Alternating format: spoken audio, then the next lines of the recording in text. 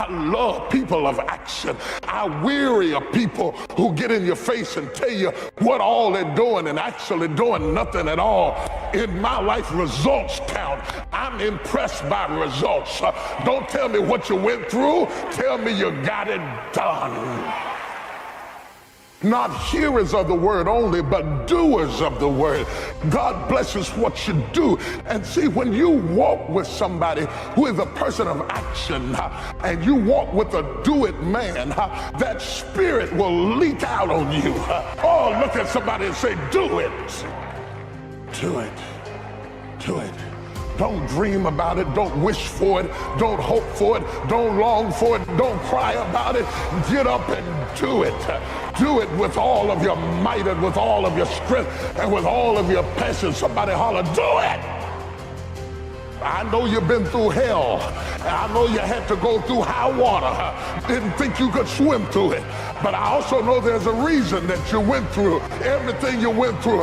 After this, you're going to come into your promised land. You're going to see why you had to go through this to get what God is about to do in your life. He didn't take you through that wilderness for nothing. Something good is going to come out of this. You can't let your past destroy your future.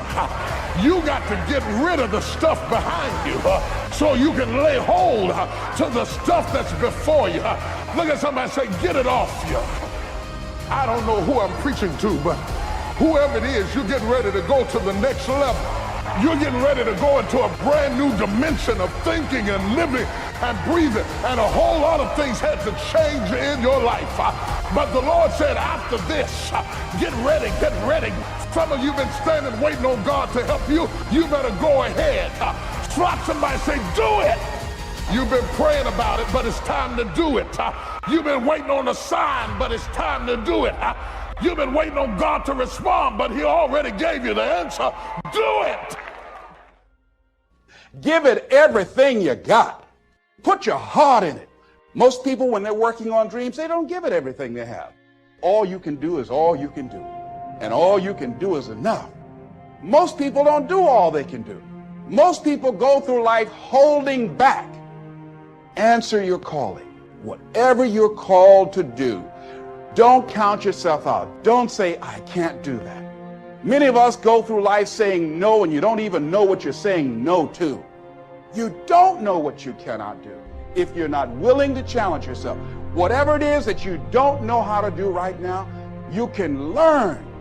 I did not know how to speak for major corporations. I didn't know how to do that. But I decided to become a student. If you do your research, if you do your homework, if you make the commitment that I'm going to learn, when you look at what do I have going for me and drop your buckets where you are, decide I'm going to work and get myself together. A guy named Jim Rohn said, if you develop your gifts will take you places that you'll never begin to imagine. I mean, how bad do you want your goal right now? I think there's a lot of people in the world today, because it's a really niche thing to talk about, I want this, this is my outcome, this is my goal.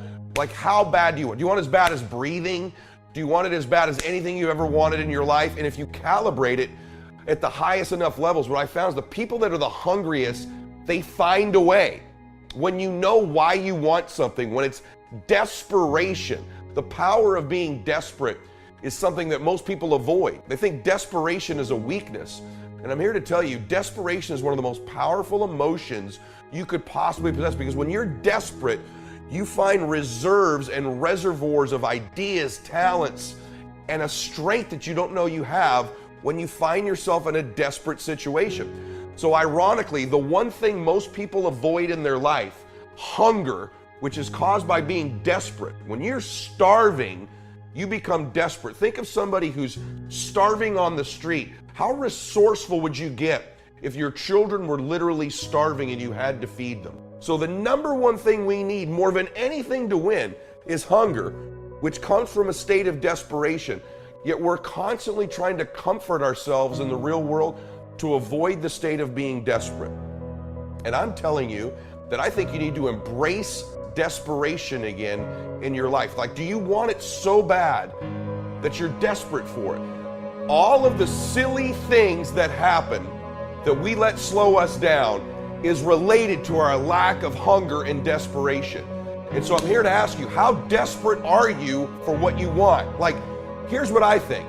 I think most people would just like their goals. They'd like their outcome, but they're not hungry for them. They're not starving for it. They're not desperate for it. But when you start to feel that desperation, it's one of those powerful emotions in the world, because you become so resourceful, you become so determined, and all the noise goes away. See, all of these objections, all of these fears, all of these old stories you tell yourself, all the excuses that you're making, and I love you, so I'm saying this to you, are all going back to a lack of real hunger, real desire, real desperation. Because real desperation is beautiful. The most alive you'll ever feel, ironically, is when you're the most desperate. You talk to people who are the closest to death in an accident, and they'll tell you, ironically, it was the most alive I've ever felt. Because you're so desperate to survive. You're so desperate to get through it. Yet in life, we try to avoid this all the time. And I'm here to tell you, embrace the desperation. Seek the desperation. Show me somebody hungry. I'll take hunger and desire over IQ, over knowledge, over skills every day of the week. Because I can teach you skills. I can teach you the lessons. I can teach you the words. But I can't give you heart. I can't give you hunger. I can't give you desire. I can't give you the courage to be desperate. Because desperate people look a little funny. Desperate people don't fit in. Desperate people stand out. You see someone desperate, you're like, whoa, what's going on with them? Desperate people get criticism. And most people would rather not stand out. They'd rather not leave the crowd. They'd rather not take the criticism. They'd rather not take the heat. So most people say, I'd love to be a millionaire. I'd love to win. I'd love my dream relationship. I'd love the best body I could have. I'd love to be happier, but I don't want to look bad doing it. I don't want to seem desperate. I don't want to seem different. I don't want to step out of the crowd. And as long as you're one of those people who won't step out, who won't look a little bit funny, who worries more about what other people think about them than truly winning, you're always going to be held back. What's your level of real hunger? What's your level of real desperation? How bad do you really want it? Or would you just like it? Do you need it like you need to breathe? Do you need it like you need to eat? Do you need it like you need to exist? Or do you just kind of want it? Because you show me two people. You show me one person who's desperate and hungry. You show me another one who'd like it or wants it. You show me one person who's willing to look bad and get uncomfortable and color outside the lines and do whatever they got to do to get to their dream. And you show me another one who won't, I'll take this person every day of the week. Maybe they don't come from the perfect background. Maybe they don't have all the perfect words. Maybe they don't have all the right relationships, but they got the goodies, man. They got the one thing you got to have to win, which is hunger and desire and some heart. And I know you've heard these things before, but now I want you to be self-aware. Really, how hungry are you? What are you doing to feed your hunger?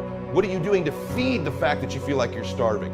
Because the more you want something, the lack of it makes you more and more hungry. For example, if I were really hungry and I needed some food, it's one thing to want it. It's another thing, when that food's right in front of me and I'm not allowed to eat it, I become hungrier. So the closer you bring what you want to you increases its hunger level. The more repetitious it is, the more you think about it, the more you bring it into your thoughts over and over and over again, the hungrier you get. That's why repetitive thought about what you want is so critical. So evaluate that. Am I as hungry as I could be? Am I as starving as I could be? Do I want it so bad I'm desperate for it? Or would I just like it? Would I hope for it? The greatest athletes, the Kobes, the Bradys, the Jordans of sports, have a way of feeding their hunger all the time and increasing it. What separates them isn't just their work ethic, isn't just their talent, although those things matter, isn't just they practice more. What separates them is they're just hungrier. They somehow find a way as they climb up the ranks and win championships to get even hungrier for more, where 99% of the athletes lose just a little bit of their edge once they get that first championship, that first pro contract, that first big amount of money, that first world championship. They just lose their hunger a little bit. And then there's the elite. They get hungrier. It feeds the beast. For some of you, have you been hungrier in the past? Let's be honest. And have you lost a little of that hunger where you're just not quite as desperate as you used to be? And so it's feeding your desperation. And the way we do that is we feed it to ourselves over and over again because it becomes something we must have. We have to have it, like we gotta eat, like we gotta breathe. Feed the hunger, feed the desperation, embrace it. Don't try to look so pretty, because this desperate state eliminates all the things that hold you back. Your fears, your worries, what you don't know, what the obstacles are, signs, haters, lack of information, lack of blah, blah, blah. It all goes away when you're hungry.